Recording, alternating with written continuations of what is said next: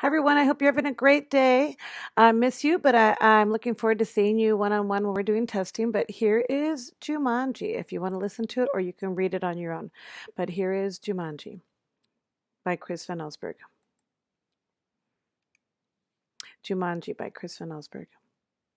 Jumanji by Chris Van Allsburg. Now remember, Mother said, your father and I are bringing some guests by after the opera, so please keep the house neat. Quite so, added Father, tucking his scarf inside his coat. Mother peered into the hall mirror and carefully pinned her hat in place, then knelt and kissed both children goodbye. When the front door closed, Judy and Peter giggled. In delight.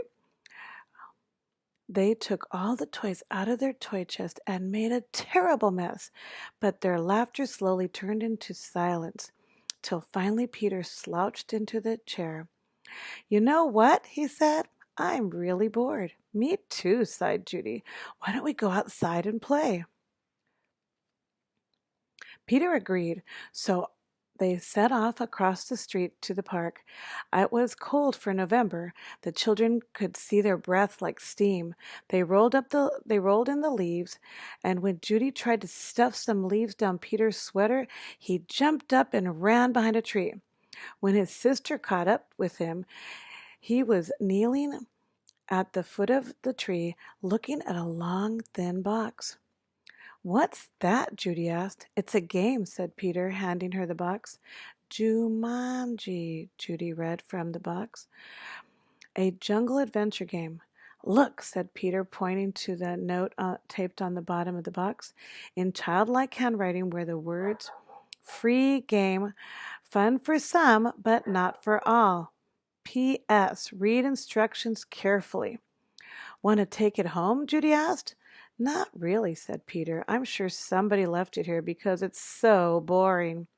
Oh, come on, protested Judy. Let's give it a try. Race you home. And off she ran with Peter at her heels. At home, the children spread the game out on the card table. It looked very much like the games they already had. There was a board that unfolded, revealing a path of colored squares. The square had a message written on them. The path started in deepest jungle and ended in Jumanji, the city of golden buildings and towers. Peter began to shake the dice and play with the other pieces that were in the box. Put those down and listen, said Judy. I'm going to read the instructions. Jumanji, a young people's jungle adventure, especially designed for the bored and restless. A. Player selects a piece and places it in the deepest jungle. B. Player rolls the dice and moves the piece along the path through the dangers of the jungle. C. First player to reach Jumanji and yell the city's name out loud is the winner. Is that all? Asked Peter, sounding disappointed. No, said Judy. There's one more thing, and this is in capital letters. D. Very important. Once a game of Jumanji is started, it will only be over until one player reaches the Golden City. Oh, big deal, said Peter, who gave a bored yawn. Here, said Judy, handing her brother the dice. You go first. Peter casually dropped the dice from his hand. 7, said Judy. Peter moved his piece to the 7th square. Lion attacks. Move back 2 spaces, read Judy. Gosh, how exciting, said Peter in a very unexcited voice. As he reached for the piece, he looked up at his sister. She had a look of absolute horror on her face. Peter, she whispered, turn around very, very slowly.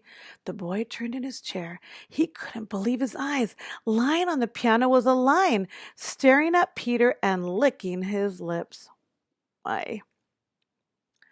The lion roared so loud it knocked Peter right off his chair. The big cat jumped to the floor. Peter was on his feet, running through the house with the lion's whiskers linked behind. He ran upstairs and dove under the bed, and the lion tried to squeeze under, but he got his head stuck. Peter scrambled out, ran from the bedroom, and slammed the door behind him. He stood in the hall with Judy gasping for breath. I don't think, said Peter, taking big gasps between the air, that I want to play the game. anymore. But we have to, said Judy as she helped Peter back down the stairs. I'm sure that's what the instructions mean. The lion won't go away until one of us wins the game. Peter stood next to the card table. Can't we just call the zoo and have him taken away? From upstairs came the sounds of growling and clawing at the bedroom door. Or maybe we could wait till Father comes home. No one would come from the zoo because they wouldn't believe us, said Judy. And you know how upset Mother would be if there was a lion in the bedroom? We started this game, and now we have to finish it. Peter looked down at the game board. What if Judy rolled a 7? Then there'd be 2 lions. For an instant, Peter thought he was going to cry. Then he sat firmly in the chair and said, Let's play. Judy picked up the dice and rolled an 8 and moved her piece. Monkey steals food, miss one turn, she read. From the kitchen came the sounds of banging pots and falling jars. The children ran in to see dozens of monkeys tearing the room apart. I love Judy's face in this picture. Oh, boy, said Peter, this would upset Mother even more than the lion. Quick, said Judy, back to the game. Peter took his turn. Thank heavens he landed on a blank space.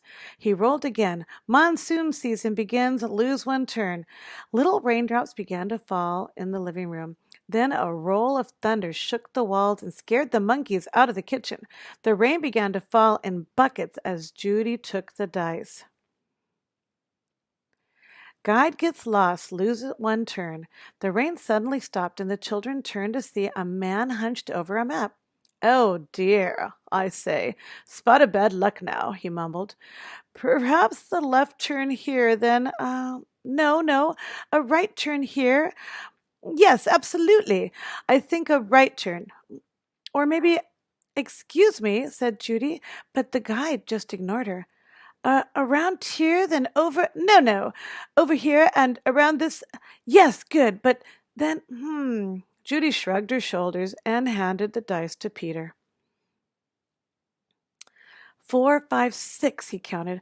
Bitten by a tsetse fly, contract sleeping sickness, lose one turn. Judy heard a faint buzzing noise and watched the small insect land on Peter's nose. Peter lifted his hand to brush the bug away, but then stopped, gave a tremendous yawn, and fell sound asleep, his head on the table. Peter, wake up, cried Judy. But it was no use. She grabbed the dice and moved to a blank. She rolled again and waited in amazement. Rhinoceros stampede, go back 2 steps.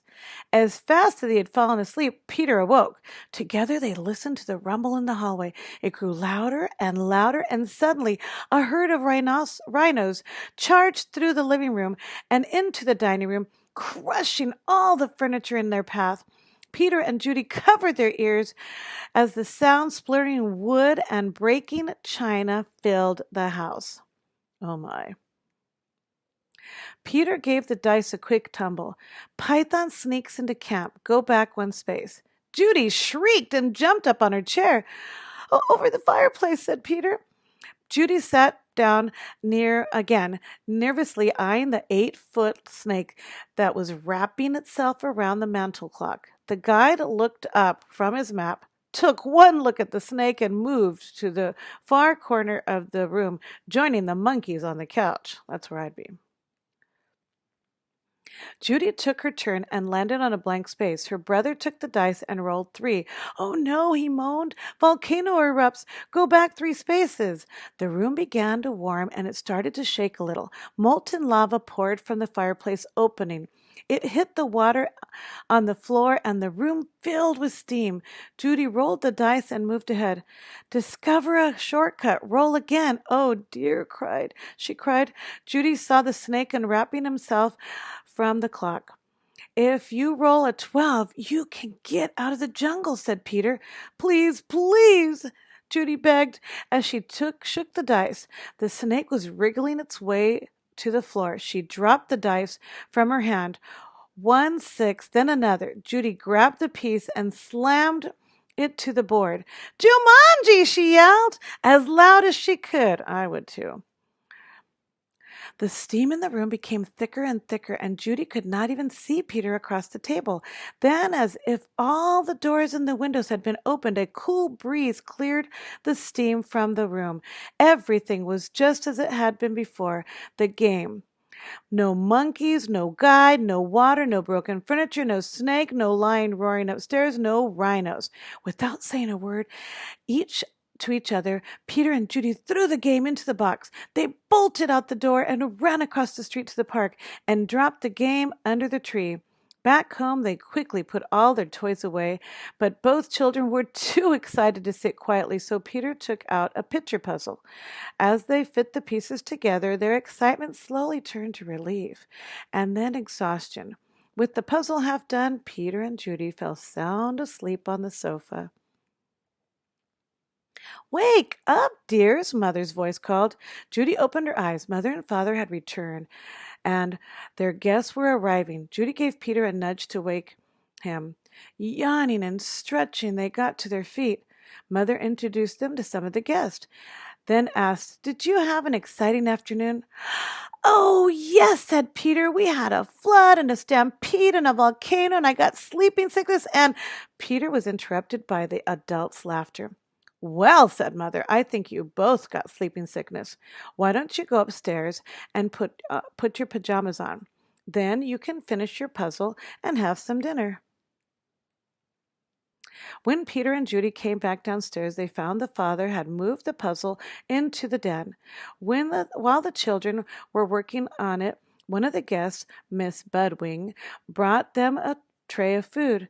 "Such a hard puzzle," she said to the children. "Daniel and Walter are always starting puzzles and never finishing them." Daniel and Walter were Miss Budwig's sons. They never read instructions either. "Oh, well," said Mrs. Budwig, turning to rejoin the guests, "I guess they'll learn." Both children answered, "I hope so." But they weren't looking at Miss Budwig. They were looking out the window. Two boys were running through the park. They were Danny and Walter Budwig, and Danny had a long, thin box under his arm. Okay, and that's the end, you guys. So complete the assignment. It's not due today. We'll talk about it tomorrow. And I hope you're having a great day. Miss you. See you later. Bye.